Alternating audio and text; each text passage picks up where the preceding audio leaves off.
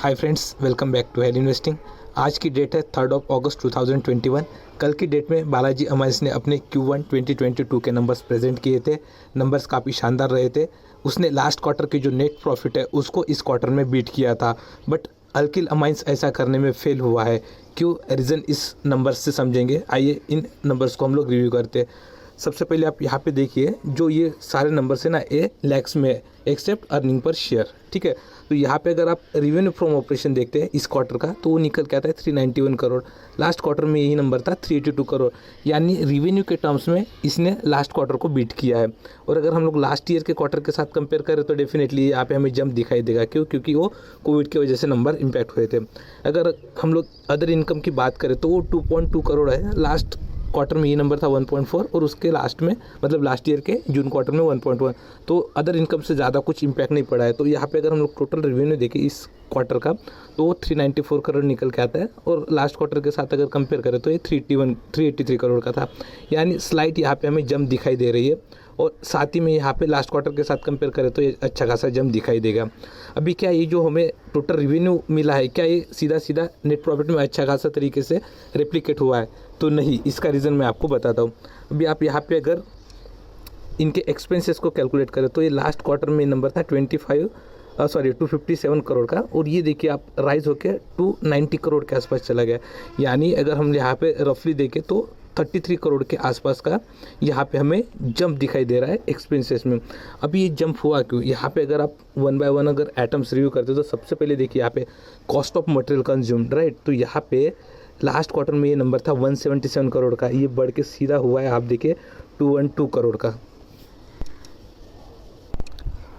Almost इनको जो cost पड़ा है ना, वो 35 करोड़ मोर पड़ा हुआ है इन टर्म्स ऑफ जो मटेरियल रिक्वायर्ड है उनको, मतलब जो ऑपरेशन करने के लिए जो मटेरियल कंज्यूम्ड होता है उसमें। और यहाँ पे अगर आप देखेंगे तो रिवेन्यू में कितना उससे जंप आया है, तो ओनली अगर हम लोग कैलकुलेट करते तो 11 करोड़ के आसपास का, 10 से 11 करोड़। यानी 10 या 11 करोड़ आपका वाला प्रॉफिट जो रिवेन्यू होता है उसमें राइज हुआ है।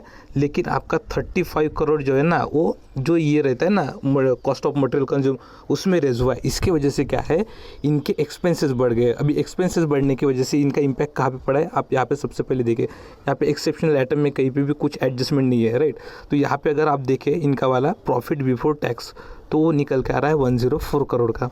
और लास्ट क्वार्टर के साथ अगर इसको कंपेयर किया जाए तो 126 करोड़। यानी ये ऑलमोस्ट 17% के आसपास का यहाँ पे हमें फॉल दिखाई दे रहा है।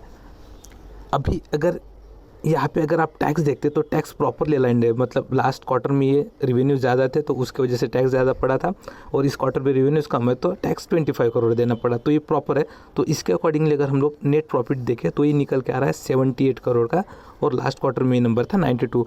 अभी अगर इसका फॉल कंसिडर करें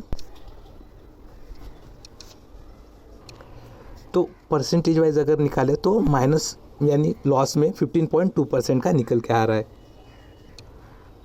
तो इनके प्रॉफिट पे जो मेजरली इम्पैक्ट पड़ा है वो कॉस्ट ऑफ मटेरियल कंज्यूम इनके वजह से पड़ा है।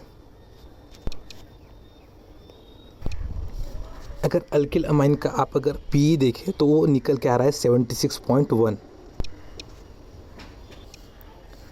अगर इसको बालाजी अमाइंस के साथ कंपेयर किया जाए तो अल्किल अमाइंस का वैल्यूएशन ऑलमोस्ट 2 टाइम्स के आसपास हमें दिखाई दे रहा है कंपेयर विद बालाजी अमाइंस। इसके वजह से डेफिनेटली हमें आने वाले टाइम पे भी स्लाइट अमाउंट ऑफ करेक्शन यहाँ पे दिखाई दे सकता है। ऑलरेडी शेयर थोड़ा सा हायर वैल्यूएशन पे चल रहा था, और उसमें अगर कंपनी थोड़ा सा डाउन साइड अगर रिजल्ट दिखा देती है तो डेफिनेटली करेक्शंस बनता है। लेकिन ये जो भी इम्पैक्ट आया है वो एक तो रॉ मटेरियल की वजह से आया हुआ है, और सेकंड जो सेल्स के नंबर है वो उतने इम्प्रूव नहीं हुए ड्यू टू कोविड-19। और ये जो रिस्ट्रिक्शंस लगे थे मेजॉरिटी ऑफ स्टेट्स में, और इसमें ग्लोबल का भी सिनारियो डेफिनेटली इम्पैक्ट करेगा। तो ये एक अच्छा खासा जो करेक्शन मिलेगा वो अच्छा खासा अपॉर्चुनिटी बन सकता है। चाहे तो आप अल्किल अमाइंस को भी होल्ड कर सकते हैं आपके पोर्टफोलियो के लिए, चाहे तो आप अल्किला माइंस को भी कर सकते हैं। दोनों भी स्टॉक अच्छे, Balaji Amine as well as Alkyl Amine. I hope ये छोटा सा एनालिसिस आपको अच्छा लगा होगा। अगर अच्छा लगा है तो इस वीडियो को लाइक करिए और इस चैनल को सब्सक्राइब करिए।